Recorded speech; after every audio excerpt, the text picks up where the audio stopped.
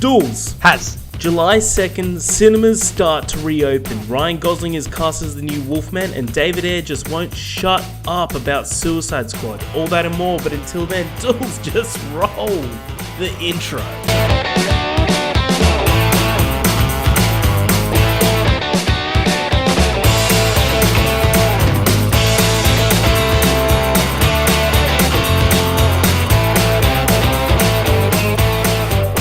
Welcome, one and all, to another episode of the More Cops on Duty podcast. I'm one of your hosts, Harry. With me, of course, is the Brian Fantana to the Ron Burgundy, Edward Dools Dooley. Dools, how you doing this fine evening? Good, Has. It's great to be here. Great to be here with you. It is a fine evening. It's been a pretty crisp but nice weather today. You know, unlike yesterday, a bit rainy, a bit windy.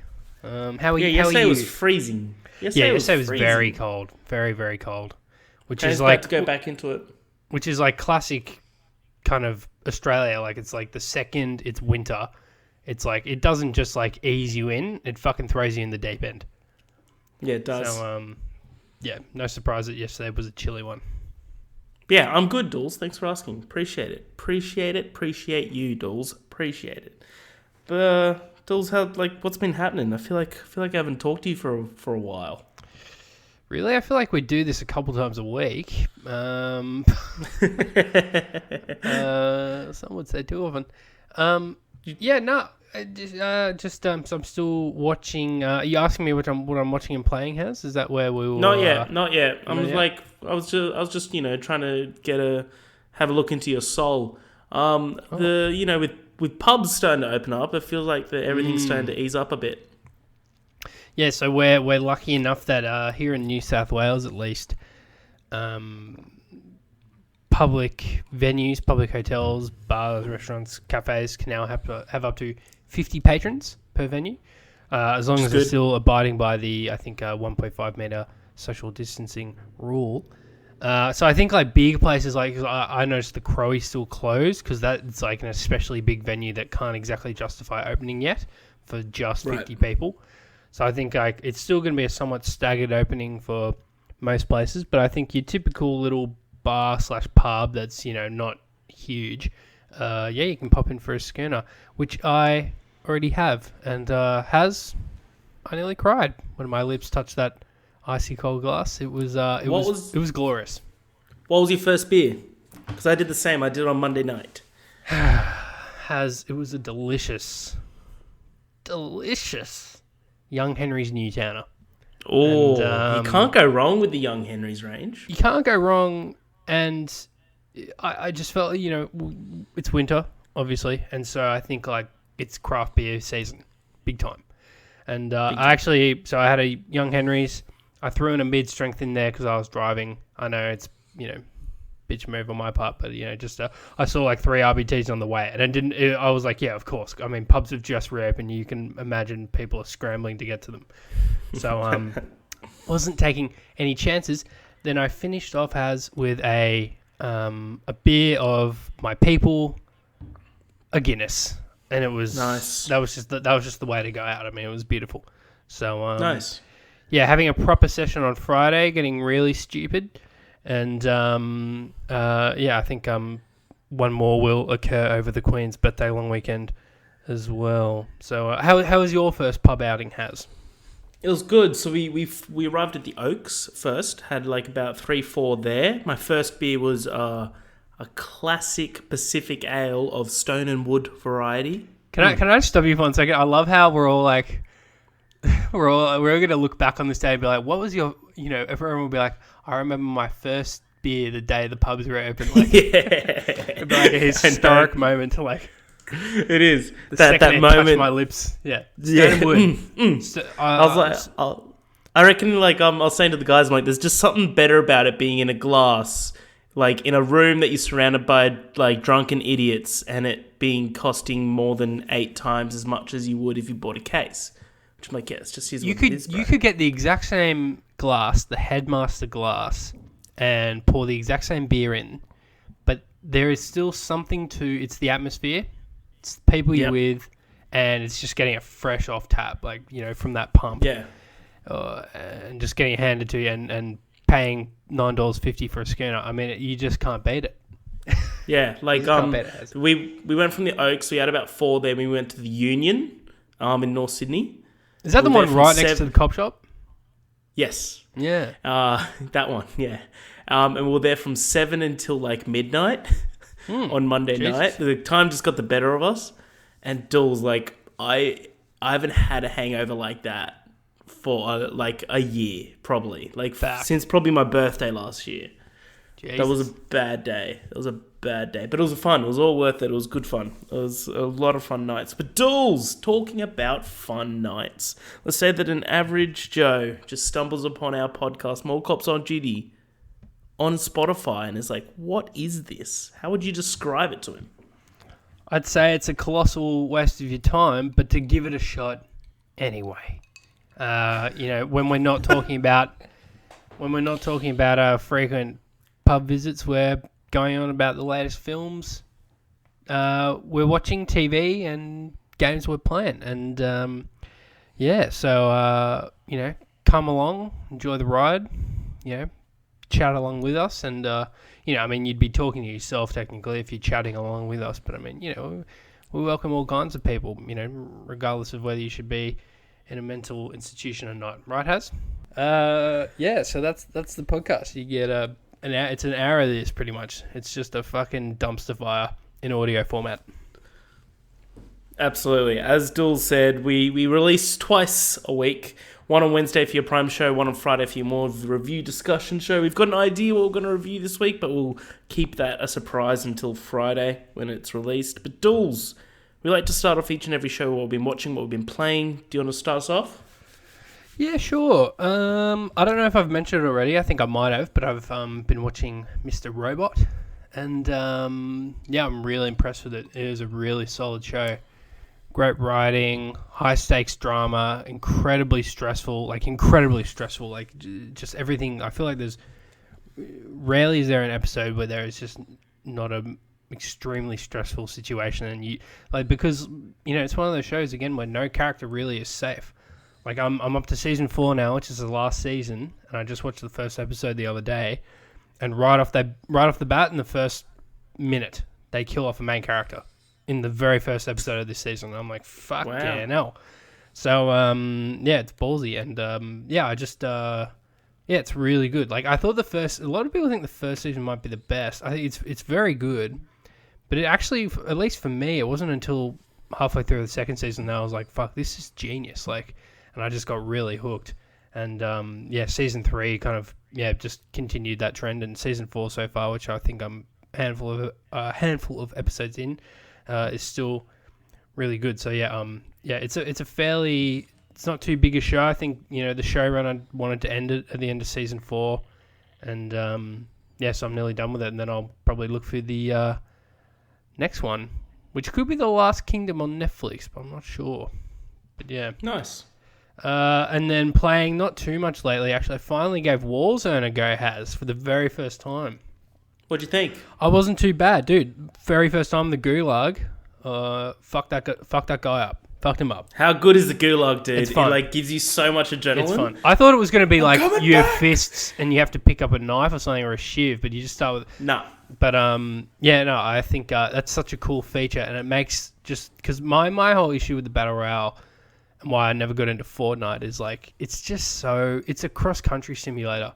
All you're doing is running from point A to point B and scavenging and shit, and then, getting killed on the spot when you see a first person, and it feels like luck whether you see that person first or whether they see you first. And so I just never really got into it. But I feel like with the armor upgrades you can get in COD, unlike the base multiplayer, if they see you first, you're done. Like, if they see you first in this, I think you got a fighting chance, even if they catch you by surprise. And plus you got your teammates. We did quads. I think they were telling me that trios is actually typically better. Trios is actually better. It's Quads a bit is too more, much of a rampage. Yeah. So I think, I'm actually keen to give it a go again. Mate, what are you doing after this tonight? Let's do it. busy tonight, Has. Did tell you that, but no, I'll definitely play with you. As long as you can keep up. So yeah, that's what I've been up to. How about you? How about yourself? As long as I can keep up. Dools, I haven't been playing much other than Warzone. Play Warzone almost every night. I'm addicted to it. Love it. It's so much fun. I've put in probably almost 150 hours into that game. It's insane. Are you fucking serious? Yeah. Yeah, it's insane. Yeah, every night, yeah. That's like, what else have we got to do during this time? I've actually started rewatching all Nolan films, Dools. I've started reviewing all the Nolan films. So the first of what I like to call, you'll like this, I haven't put this past you, Ed, but I'm just going to do it anyway, the Nolan Collection on morecopsonduty.com. Memento, watched it. Amazing. See the exact score and what I think of it on morecopsonduty.com. Also Memento, starring Australian actor Guy Pearce. It's awesome. It's so good. I've also continued on with my roommate of watching MCU. So we're into phase 3. We watched Civil War last night. What a fucking great movie that is. It's fucking good, man. It's so good. It's awesome. I loved it. But other than that, I haven't been doing too much. I bought some shelves. Looking to probably put those together tonight, and I've got all my DVDs in my boxes over here. They're because I just moved house about 3 months ago, so I'm finally unpacking them. Nice. But yeah, very cool. Very cool. How's like it? So what? I guess chronologically, is it the Prestige that's next of Nolan's? Next is Insomnia. Oh yeah, with Al Pacino. That's probably his lesser known film, I'd say. I think more people talk about Memento and Prestige than they do about Insomnia. I mean, I just forgot it just now, so... Yeah, it was like Insomnia, then it's Batman Begins, then Prestige. Oh yeah, Begins is 2005. Yeah, true. Yeah, then Dark Knight, then I would watch... You may as well watch the Dark Knight trilogy back to back, though. Do Prestige before Batman, just because... Maybe. Just so you got the Batman reviews all in one singular kind of... But it's up to you. Yeah, it is up to me, Dools. Thank you. But Dools, until then, let's get into the news of the week. Give me a jingle. It's news of the week. Dools, July 2nd. Mark your calendars because that's when cinemas are looking to reopen. Woo-wee!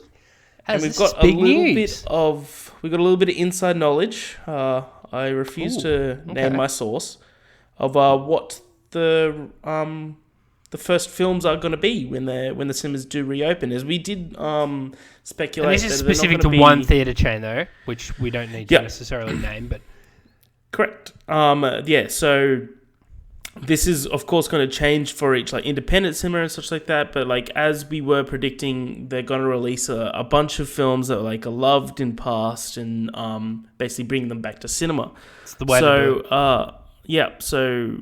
A little list of some of the titles that are going to be on the big screen when July 2nd comes around is I Still Believe, The Gentleman, Invisible Man, The Way Back, Bloodshot, My Hero Academia, Heroes Rising.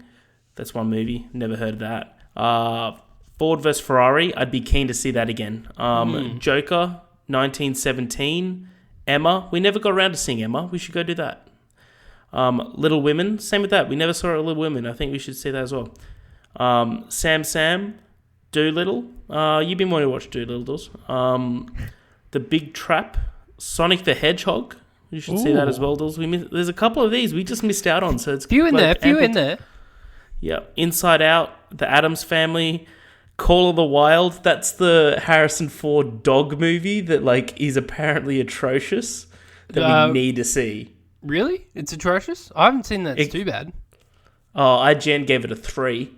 Yeah, I don't know. I think it is one of those cases where the critics hated on it, but the audiences are I don't know what they're talking about. I'd go in there with an open mind. It's Harrison Ford. Exactly. Let's be honest. Jumanji, The Next Level. What a revelation that was. The Goonies. Reservoir Dogs, in brackets. One new Tarantino film per week, in brackets. And I think I'm definitely going to be attending a few of those. Yeah, Harry Potter, all 8 films split across 2 weekends, which is majority of them probably not interested in watching. But as you said, Tarantino, I'd love to see Inglourious Bastards again in the cinema. I completely agree. I wouldn't mind seeing Pulp. To be honest, I wouldn't mind seeing all of them again, actually. But I think the big ones, why not? big ones, I think that would be great to see on screen again. Inglourious and Django, especially. Yeah, definitely. Wouldn't mind seeing Pulp, but yeah, dude, I could easily see like Hateful Eight again, Once Upon a Time, especially because I think they have an updated version now. It's like a slightly extended cut of Once Upon, so they're probably going to be showing that as well. Yeah, I'm very excited. That it's gonna be fun. It's gonna be fun. I feel like we should do. We're so probably July gonna... 2nd is a Thursday. Yeah, we're seeing a movie that night. I'd say there's a good chance we go on Friday, and you can pencil me in that weekend as well. Yeah, so I'm like, what else are we got to do? Like, we got to, at the end of the day, like, we both, I think we said this on the last podcast, when cinemas reopen, people need to spend their money. Yeah. People need to support these fucking chains, especially the independent ones. Gotta go support them, people. Exactly. Dools. Henry Cavill is in talks to reprise his role as Superman. Would you support this if he comes back? Yeah, I would. I think we talked about it briefly last week. How because of the news of Zack Snyder's Justice League cut is going to be released at some point next year. That we can look back on Man of Steel and Batman vs Superman and hate on them for being kind of not perfect products, but especially when you compare them to Marvel. But I think if anything, they did nail the casting. I think Cavill was great as Clark Kent / Superman. Affleck was great as Bruce Wayne / Batman, and Gal Gadot, Wonder Woman, and then Aquaman and everyone else. I think were all pretty solid casting decisions. So I think and the rumor is it's not necessarily going to be Man of Steel 2. I think they want to test the waters first with his appearance again to see if Superman's still quote unquote cool. So I think, isn't the rumor like he could pop up in Shazam 2 or Black Adam? Or I personally would love Black Adam to see Cavill have a showdown with The Rock. I mean, that would be sick. Yeah, that would be awesome. That'd be really awesome. I'm in the same boat as you. Like, personally, I wasn't a big fan of Man of Steel, but it wasn't because of Cavill. I think Cavill did a great job. I just didn't find that film very appealing. But I'd be keen to see him back, and he's pretty great Superman if we're being honest. Like in recent years, like there hasn't been a better Superman than him since Reeves. I'd be keen. I'd be mad keen, Dawes. Yeah, I think he deserves the shot to come back. Speaking about actors that want to be in future superhero films, J.K. Simmons says he's absolutely open to be in future Spider-Man movies as the one J. Jonah Jameson. Dude, of course he is. The fact that he did that cameo tells you that he was probably stoked when he got that call. And he would definitely be one of those characters that people shout quotes at him when they see him on the street or whatever, or they go up to him and be like, "Oh, dude, I love doing Spider-Man." That would do, because it's so iconic, and like he just nailed that portrayal. Like, because I cannot for the life of me now picture anyone else in the role, and that's exactly a testament to J.K. Simmons, because it's not necessarily a big role. It's a small supporting role in all those 3 films. And but he's every scene that Jonah Jameson is in just sticks with you. So I would have to insist that they bring him back, because I think he's just too good.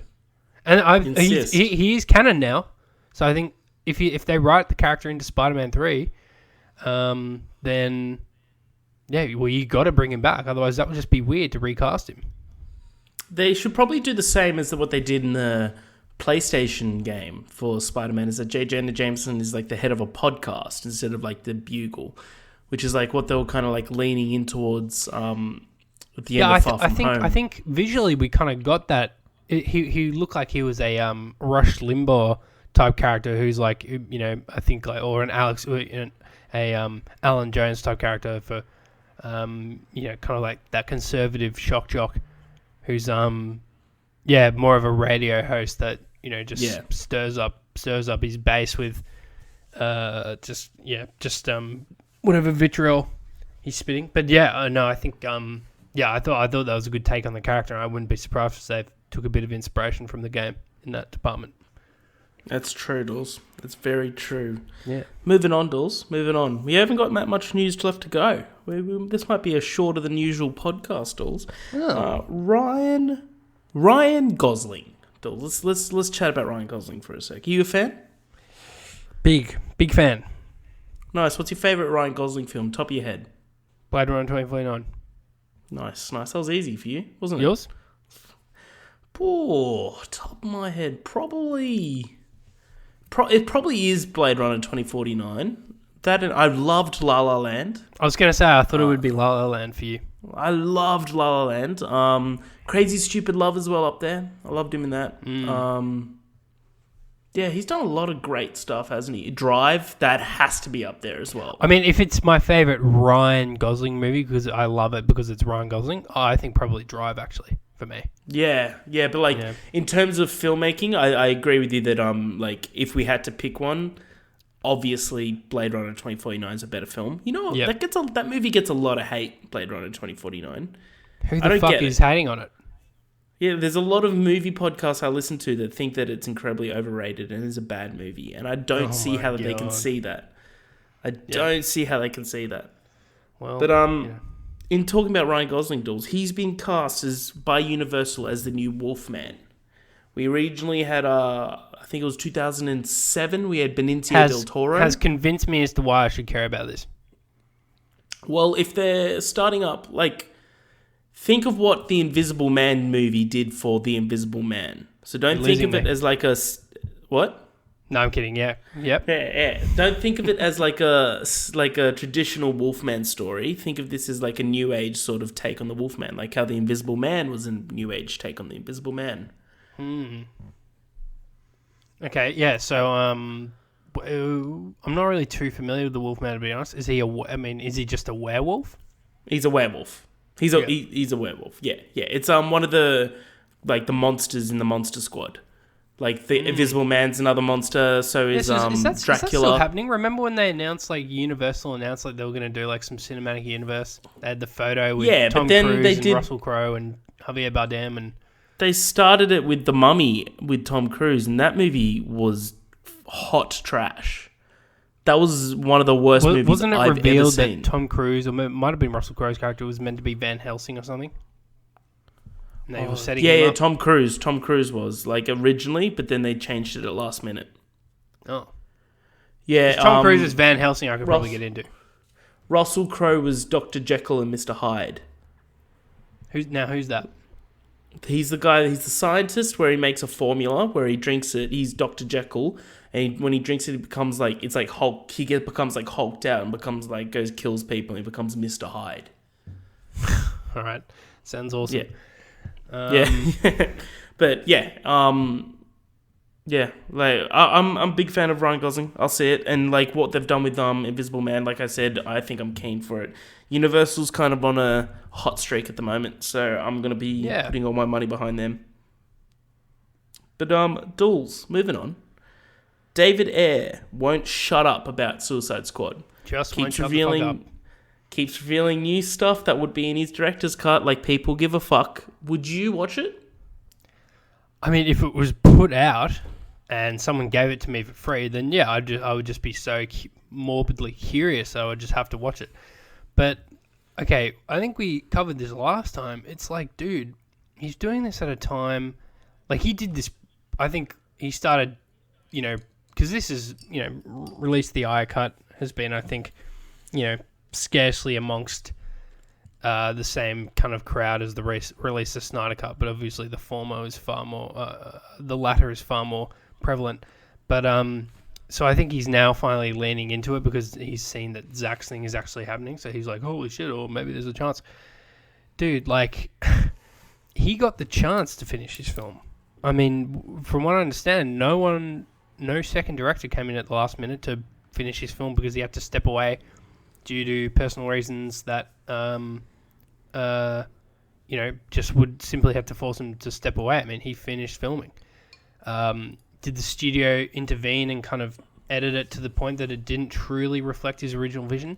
Yeah, but there's all these reports that he was kind of, kind of filming in an incoherent manner and filmed hours of Jared Leto's Joker and didn't really have a structure around it. So, they had to piece together some stuff towards the end, and that's why he's in the film so little, because a lot of the footage, I don't think, like, out of context, didn't really add to the film.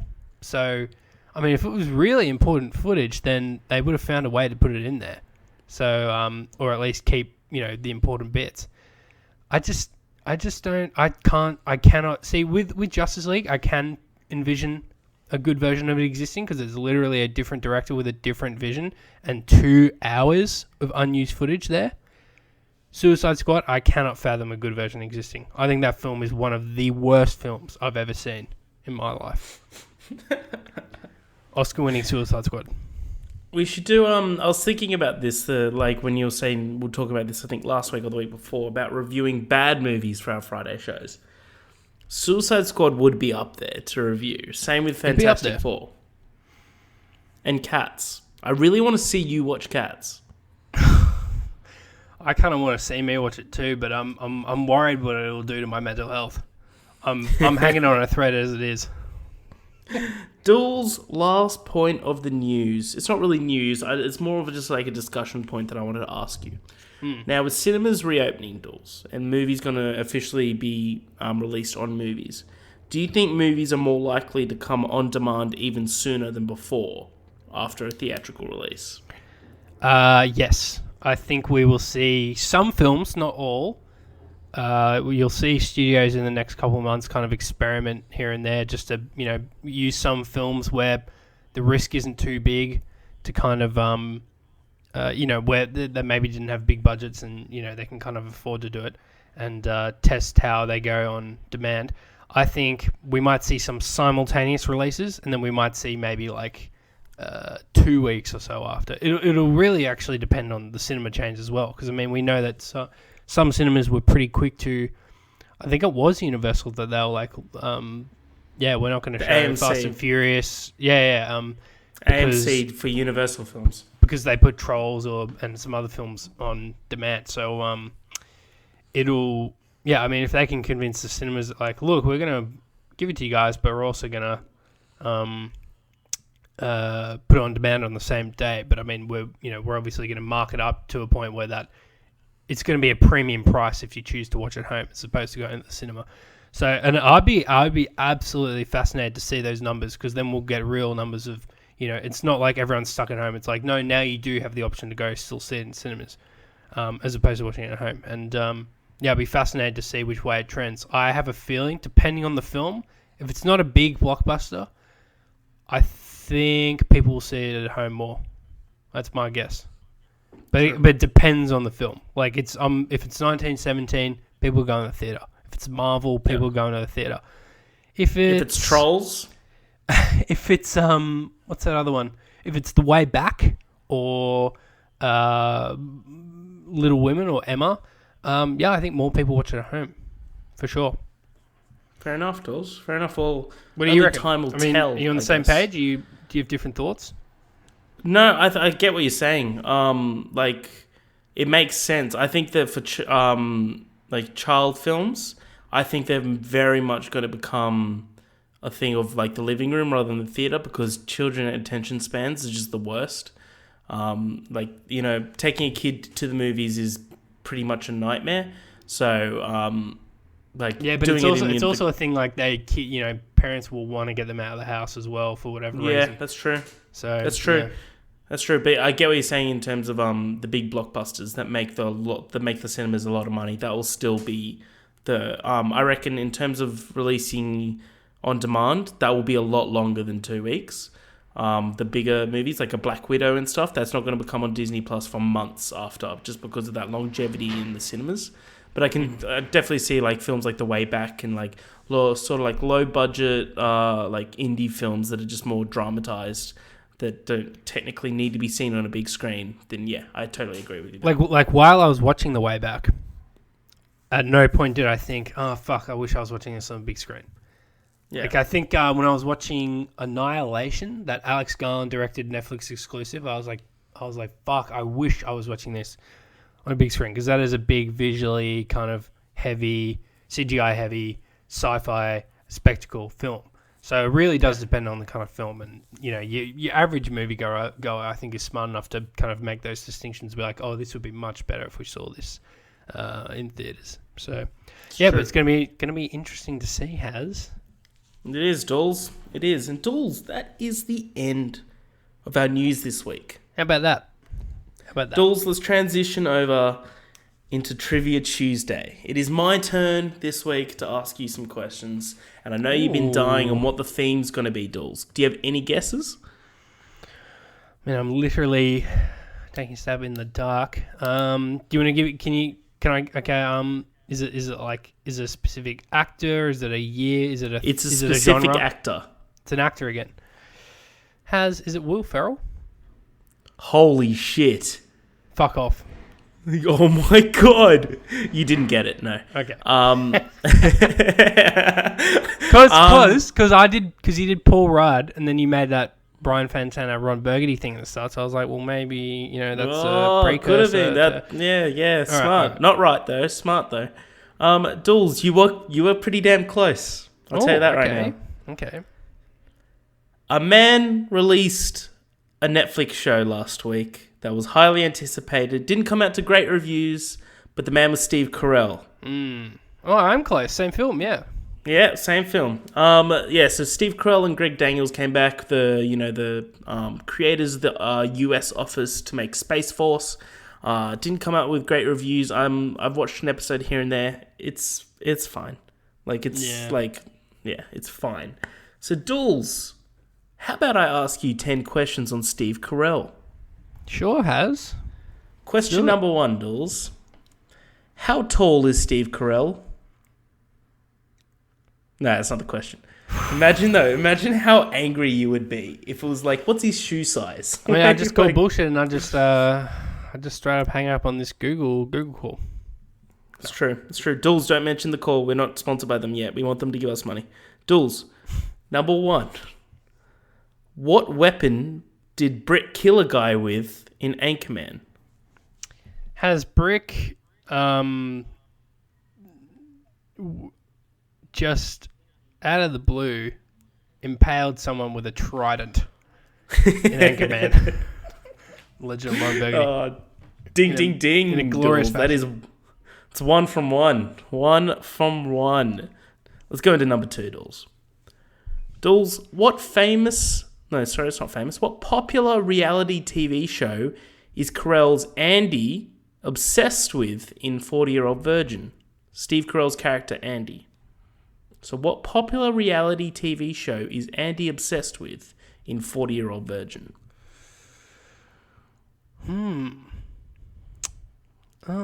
Take us through your thoughts. What's some shows that are coming to mind? He didn't strike me as a reality TV watcher. I'm just trying to remember. Because when you said, I was just thinking TV, and I was like, well, he would have been like a Star Trek watcher or some shit. So Andy from 40-Year-Old Virgin. And this is Steve Carell's character in the show. Steve Carell's character. Yeah. Reality TV. Because doesn't he show? He shows he's got the girlfriend at one point as well. It's like fucking hell. I've got 2 completely. It's like I'm thinking like Ice Road Truckers or Dog the Bounty Hunter, shit like that. Like I'm like incorrect, Dools. It was Survivor. So every night he'd be watching every episode of Survivor with his neighbor, and be like, like like when he would go to work every day, he's like, Survivor tonight. He's like, you know it. It's all specific, Dools, but that's right. Yeah, well, you're the guru, Dools. I got to get you somehow. Number 3, Dools. Steve Carell played Frank, the uncle of a family traveling across America for a beauty pageant in this 2006 comedy drama. Well, these films I could have easily not watched. I have seen this one. It's a great film. It'd be Little Miss Sunshine. Absolutely, Dools. Absolutely. Have you seen that? Yeah. It's a fantastic film. Paul Dano. Who's the wife?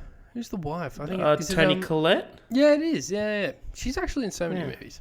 She is. She's great, man. She's brilliant in Hereditary. She should have been nominated. I've always said that she should have been nominated. Dools, question number 4. What is the name of Steve Carell's character in Despicable Me? Oh, fuck that. No one watches these movies. He's obviously the main dude. Yeah. You would have heard this name. Yeah, but I mean... It's a word... It would be one of those things that would just go right through you and you wouldn't give it any second thought.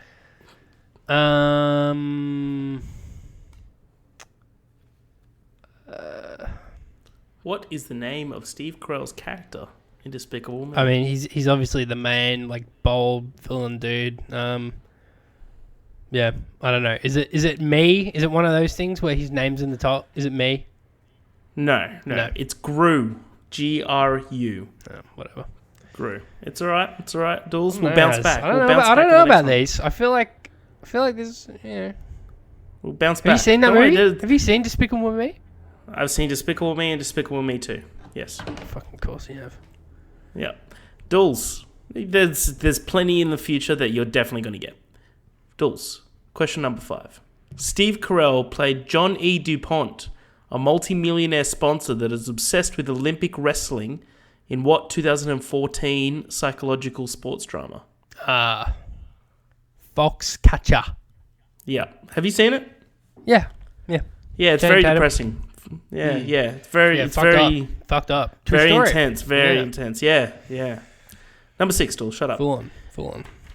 In Evan Almighty, who plays God? Has that be Morgan Freeman? Absolutely, Dools. So you're not complaining about the fucking questions now, are you? All right. Well, you're basically asking who played God in Bruce Almighty, which everyone has seen. Despicable Me, which is a movie for kids. I mean, just. It's a fantastic film. You should know. It's a cultural phenomenon as well with all the minions. Just putting it out there. Dools. Okay. Question number 7. I know you haven't seen this, but I think you'll get it. Steve Carell co-stars in Beautiful Boy, a story about a father trying to save his drug-addicted son. Who plays his son? I do know this because you won't shut the fuck up about this movie. Timothy Chalamet.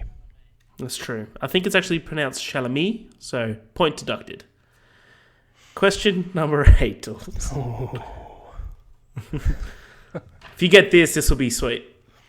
I mean, there's a T at the end, and while I'm not saying Chalamet, I think Chalamet is more or less correct. You got the point. I've added it, Dools. I've added it. Okay. Dools. Right. Question number 8. Shut up. See what I deal with, ladies and gentlemen? In Crazy Stupid Love, who plays David Lindhagen, the man who Julianne Moore cheats on Steve Carell with? Oh.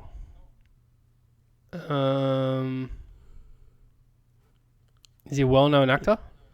Yes. In Crazy Stupid Love, who plays David Lindhagen, the man who Julianne Moore cheats on Steve Carell with? He's the guy that, this isn't the question, I'm giving you another hint, that Ryan Gosling punches him in the backyard. Yeah, dude, I can't remember this at all. Not even Name picturing the guy. For some reason... Oh! No, he wouldn't be in that. For some reason, Bradley Cooper is coming to mind, but I know I'm wrong. It's wrong. It's Kevin Bacon, Dools. Oh, Kevin Bacon. All right. That's all right. Dools. Bullshit. No, I'm kidding. They're all right. Question 9. I gave you The Rock, and you guessed him right off the bat because you knew he's like your favorite celebrity. You gave me Steve Carell. You almost got it. You got Will Ferrell. But that was just... Dools, can you answer the question and stop bitching? Listen, you've gotten one. Dools, they're got a pretty easy set of questions here. 3, Now, 4, what's 5. the name of the fucking guy in Despicable Me, a movie you've never seen? Yeah, go. Come on. You fucking piece of shit ass. You're fucking... Dools. Yes. Yes. Let's go. No, I'll be a good sport. Let's go. Oh, great. Dools. Steve Carell and Ryan Gosling shared the screen in 2007 with Crazy Stupid Love. There've been one more movie that has been one more movie they've been together since. What was it? From 2011. Good question. Be The Big Short. Yes, correct, Dools. Correct. How's that question? Was that to your satisfactory? Yeah. Oh, because I got that question now because it's a movie I've seen. Yeah, that is satisfactory. Thanks. Oh, I'm sorry. I just write the questions. I don't do it about I don't let you write the fucking questions, Dools. That's what I'll say. That's all I'll say. That's the end of it. I'm just gonna say this now. I'll keep this right in mind for next week. All right, Sam? Oh, Dools, fuck you. Oh, you haven't seen the movie? Oh, too fucking bad. This movie's all on silent film. This trivia's all on silent films. Dools number 10. Last question. Steve Carell plays Maxwell Smart in Get Smart. But which Hollywood A-lister plays the handsome, remarkable, and brave badass Agent 23? Turns out to be a traitor. Be Dwayne The Rock Johnson has. Dwayne The Rock Johnson, indeed, Dools. Round of applause. Give yourself a round of applause.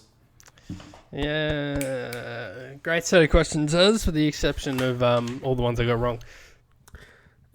So you got Trident, that's 1. You got Little Miss Sunshine, 2. You got Foxcatcher, 3. Morgan Freeman, 4. Timothy Chalamet, 5. Big Short, 6. And The Rock, 7. 7 out of 10, Dools. That's pretty damn good. 70%. It's all right. Dools, you're writing them next week. Can't wait to fucking hear that atrocious atrocity. Looking forward to it. Oh, wow. Dools. It's very presumptive of you. Am I wrong? I think mine have been pretty good so far, actually, if I say so myself. Okay, fair enough. Dools, do you want to take us home? Take us home. Thanks, Dools. Thank you, everybody, for listening to More Cops on Duty, Internet's #1 film, game, TV, podcast. You can find us on all your favourite streaming services. We post twice a week. Wednesday for your Prime show. Friday for your review/discussion show. This Friday should I say what we're reviewing, or should I keep it for a surprise? No, give them a sneak peek. You don't say the title. Say it's starring it's starring a drug-crazed Harry Potter. That's all we'll say. And, okay. With guns for hands. Yeah, so it's we'll codename G Akimbo. That's too obvious. Let's go Gun A. Yeah. So yeah, we're going to be looking at Gun Akimbo. Hopefully, Guns Akimbo. It's a crazed action movie starring Daniel Radcliffe. Looks a lot of fun, and it's now available on Google Movies that we're going to rent and watch it, which will be fun to do. Dools. Thank you as always.